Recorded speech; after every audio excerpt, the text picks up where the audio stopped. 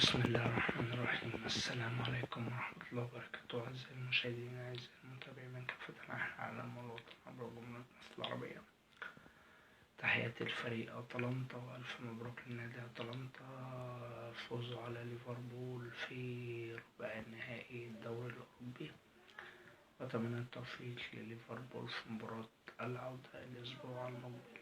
وتحياتي النجم محمد صلاح، وتحياتي ليورجن كلوب، وتحياتي للجهاز الفني والإداري لليفربول، وأتمنى التوفيق لليفربول في المباراة القادمة وتحقيق نتيجة إيجابية. وتحياتي لنادي أتلانتا وألف مبروك لنادي أتلانتا، وأتمنى التوفيق لنادي أتلانتا. وتحياتي لليفربول، وأتمنى التوفيق لنادي ليفربول ولاعيبة ليفربول. تحياتي محمد فتح الله من القناة.